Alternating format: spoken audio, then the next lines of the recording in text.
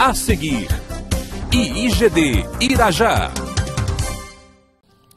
Irmãos, nós estamos então ouvindo a palavra de Deus e uns alertas do Senhor Deus sobre perseverança. Atenção. Às vezes nós não damos a devida atenção a um certo fruto que Deus busca em nós. Ele procura. Às vezes nós achamos que ele não é tão importante e não atentamos nos estudos da palavra, buscando entender e compreender como produzir tal fruto. A perseverança, irmãos, ela é precedida. O que acontece antes da perseverança? O coração de um filho de Deus, de uma filha de Deus, precisa estar muito bem preparado para aquilo que a pessoa se propõe na vida. Nós temos de preparar o nosso coração. Por exemplo, um estudante. Se ele quer realmente chegar a uma profissão, ele tem de propor no coração que ele vai estudar até chegar onde ele quer chegar. Mas se nessa caminhada ele se embaraçar, se atrapalhar, se distrair, perder o foco, ele não vai chegar a lugar nenhum. Isso acontece com centenas, milhares, milhões de pessoas pelo mundo afora. Quantas pessoas fazem um propósito no coração ou têm um pensamento por um tempo: vou fazer isso, eu vou ser isso. Mas alguns no início, já encontrando algumas barreiras, já se entristecem, desanimam, se chateiam e já se entregam. Outros até que são guerreiros, mas não conseguem, muitos não conseguem, mesmo sendo guerreiros, não conseguem chegar até o fim. Por exemplo, uma pessoa que esteve aqui no nosso meio disse que quando chegou no 4º período do seu curso, desistiu porque disse: não era isso que eu queria, eu pensei que era o que eu queria, mas não era. E aí começou um outro curso. Ficou mais de um ano. E depois descobriu que também não era aquilo que queria. E aí? E até hoje não sabe o que quer. Sério. Sério. Ociosidade. Então, irmãos, o coração tem de ser bem preparado. Isso cabe e compete a cada um. Isso não pensa que isso é algo sobrenatural, que não, Deus vai fazer isso. Deus não engessa ninguém para dizer: eu estou te engessando que você só vai fazer o que eu te permitir, o que você quiser, o que eu quiser que você faça. Nós só fazemos o que Deus permite, com certeza, mas dentro da palavra. E a palavra nos abre espaços à vontade, irmãos. Perseverança. Vejam que não há perseverança num casamento. Quantas pessoas começam, mas por quê? Porque não houve perseverança no amor. Porque não houve perseverança na fidelidade. Ou porque não houve perseverança, literalmente, no esforço. Não houve perseverança em fazer renúncias. Mas hoje eu vou falar do ponto principal da necessidade da perseverança, irmãos. Chegar ao final da vida, ao último instante, tendo desfrutado dos cuidados de Deus, e chegar ao último instante com a mesma fé com que começamos a buscar a Deus quando nós o conhecemos. Uma passagem no Apocalipse, eu não quero mexer muito na Bíblia, não mexa muito. Sei que a maioria aqui, quase todos são membros. Quem aqui é membro, membro da igreja? Levante seu braço. Faz assim, balança, por favor. Então, hoje temos pouquíssimos visitantes. 99% de membros. Glória a Jesus por isso. Então, atenção, irmãos. Vamos lá. Nós temos de ter um propósito firme no coração. Então há um versículo, uma palavra de Jesus no Apocalipse. Eu não quero que mexa muito, mas se você quiser, você vê em casa. Está em Apocalipse 2:10, é um versículo longo. Mas no finalzinho o Senhor Deus diz assim: ser fiel até a morte, e dar-te-ei a coroa da vida. Você vê a importância da perseverança em ser fiel, fidelidade a Deus. O que Deus está dizendo? O que Jesus diz realmente com ser fiel até a morte? Porque muita gente vai até o fim da vida com Jesus, mas alguns vão se empurrando, outros se arrastando, murmurando, lamentando, reclamando da vida, não conseguiram muita coisa, não conseguiram quase nada. As pessoas não se esforçam, irmãos. 2 frutos são essencialíssimos para que se cumpra uma carreira bem-sucedida com Deus. E é claro, a vida material vai acompanhar. E se chega ao final dessa carreira com o coração cheio do amor a Cristo, ou seja, a chama da fogueira acesa, a fogueira da fé, a fogueira do amor a Deus. Isso é que vai te dar condições de chegar ao final com perseverança. A perseverança, ela depende de alguns fatores fortes. A perseverança não trabalha sozinha. Você tem de ter ânimo no coração para perseverar naquilo com que você se propôs ou com que você iniciou a sua caminhada de fé. E hoje eu não poderia deixar de falar de dois homens de Deus, 2 grandes servos de Deus, do povo de Israel, que deram uma lição de vida esplêndida, espetacular. São verdadeiros mestres da fé e da perseverança.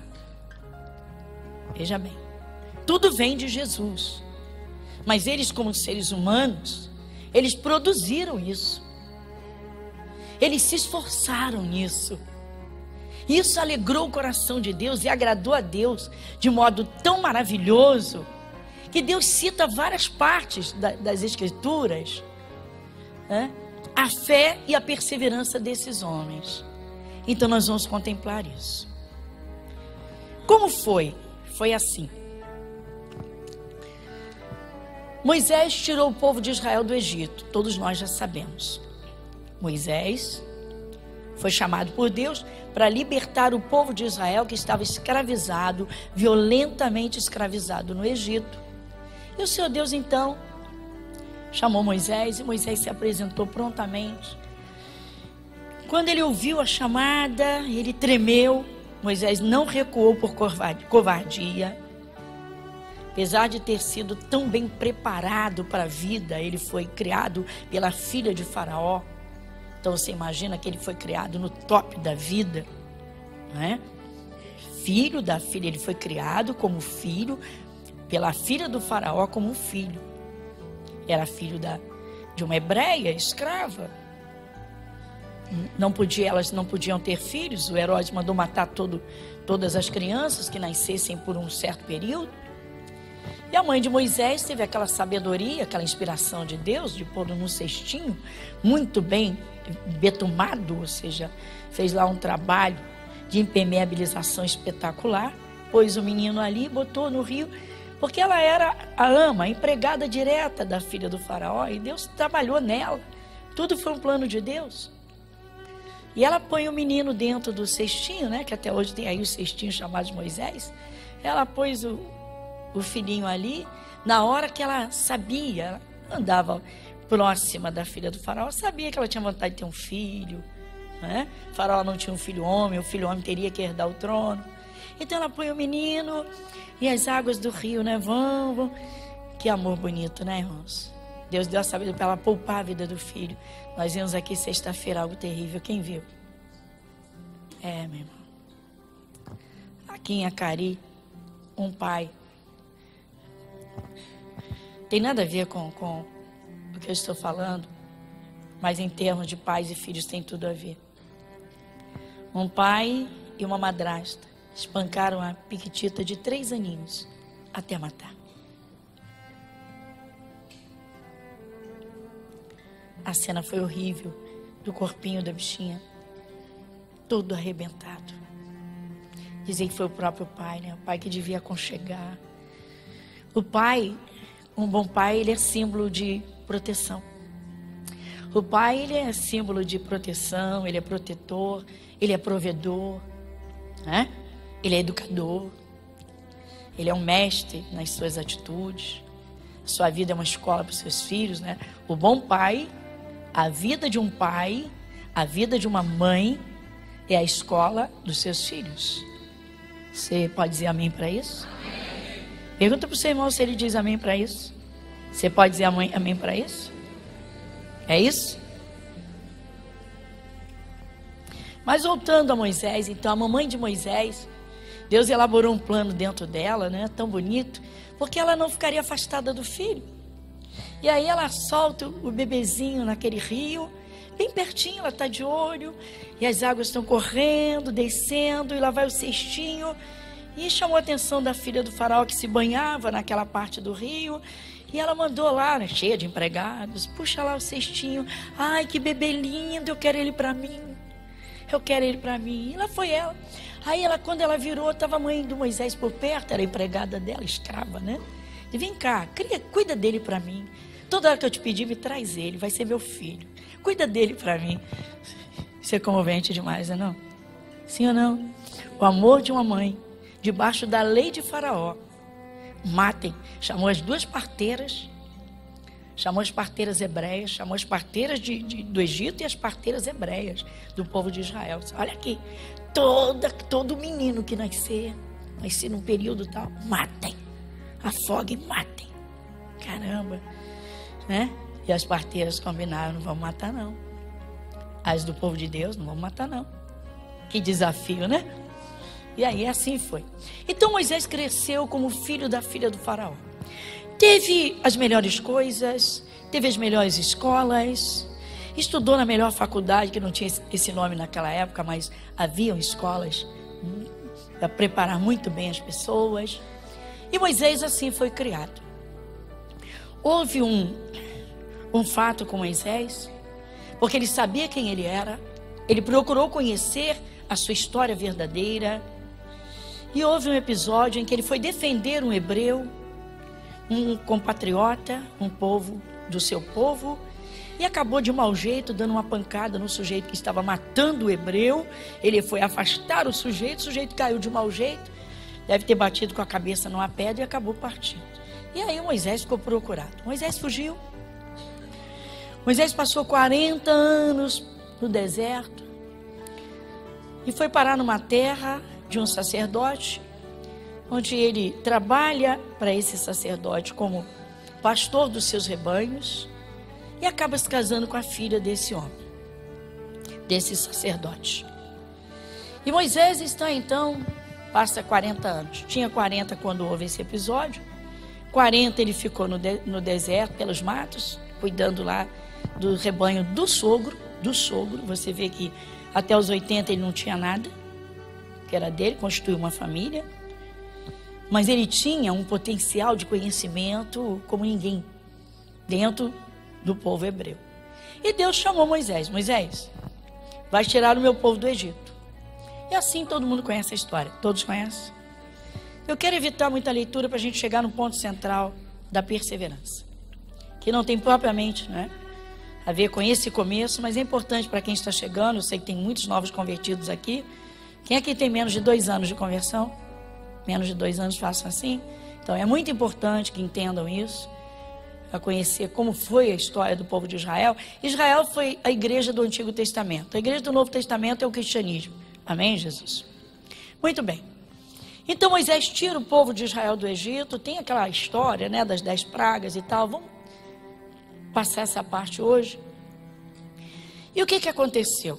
Bom, Moisés conduz o povo de Israel pelo deserto. Sai do Egito, caminha, atravessa o Mar Vermelho a pé enxuto. Faraó afunda, naufraga com seus cavalos e cavaleiros, porque ele pensou que o mar ia ficar aberto para ele e não ficou. Aliás, o diabo sempre pensa, mas pensa errado, que a vitória é do povo de Deus. Diga glória a Deus. Obrigado, Jesus. E aí o povo de Israel passa a pé enxuto e começa uma caminhada pelo deserto. Ali começa a história. Quando o povo de Israel entra no deserto e começa a sentir falta de algumas coisas mínimas que tinha no Egito, começa o problema. Começam as reclamações, as murmurações, aí começa. Alguns cristãos fazem isso. Quando saem do mundão,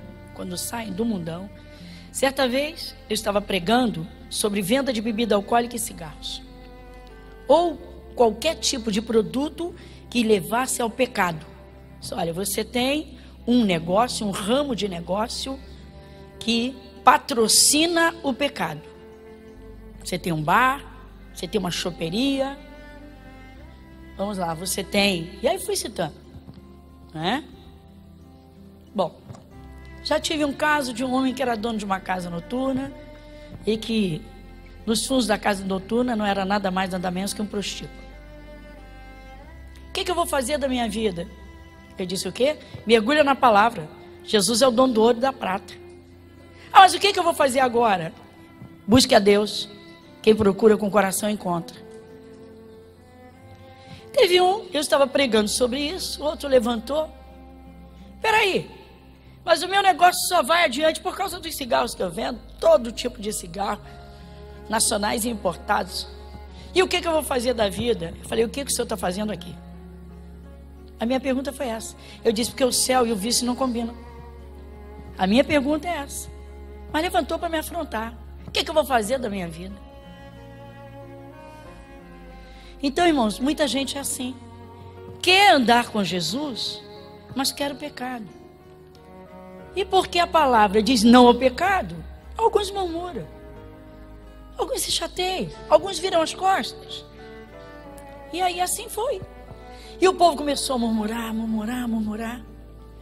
Bom, irmãos, antes dos 40 anos, foi logo no início. Tem nada a ver com os 40 anos de deserto que a gente vai chegar lá. O que aconteceu? Então, no início, muitos ainda estavam empolgados. Estavam assim, né? Nós vamos entrar na terra que Deus prometeu. Porque Deus disse, eu vou pôr vocês, eu vou colocar vocês, parafraseando, eu vou pôr vocês dentro de uma boa terra, terra que emana leite e mel. Como é que você encontra essa terra? Vamos trazer aqui para os nossos dias, nós, não é? Glória a Deus, eu encontrei, muitos aqui já encontraram. Como é que você encontra essa maravilhosa terra? Na palavra. Você sai de uma terra de enfermidade, você encontra Jesus no Calvário te curando. Então, que terra maravilhosa, eu vou crescer na fé e vou conseguir minha cura. É assim que funciona. Dando ouvidos à palavra. Muito bem. Chegou um momento, eles já estavam bem perto. Olha, você acredita que quando eles já estavam bem perto, foi que os 40 anos de deserto aconteceram? Então vamos lá. Deus chamou Moisés e disse, Moisés está caminhando com o povo. 600 mil homens, gênero masculino, fora mulheres e crianças. Os estudiosos dessa parte costumam dizer que por baixo o mínimo eram 3 milhões de pessoas.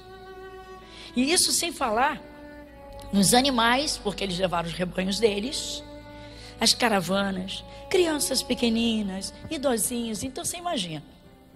Não foi isso que fez ficarem 40 anos rodando no deserto. A caminhada seria, o trajeto não seria longo. Mas o que aconteceu? O que aconteceu foi que o Senhor Deus, estimulando Moisés e aquele povo, o Senhor Deus, Ele motiva mesmo, Ele nos empurra para cima e para frente. Deus te levanta, te anima, te diz ou não diz? Irmão, Deus é o maior incentivador do teu sucesso. Ele é teu pai, Ele é nosso pai. Você abre a Bíblia e vê, ela está repleta disso. Anima-te, esforça-te. Sim ou não? Está cheia, a palavra de Deus está cheia, é lindo, é lindo. É lindo. Você vê que Deus diz, levanta-te, anda. Então Deus chamou Moisés e disse, Moisés, reúna 12 líderes dessas tribos, ou seja, dessas famílias, reúna 12 líderes e envia-os além do Jordão para que eles espiem a terra que eles vão herdar. Eu vou dar essa terra para eles como eu prometi.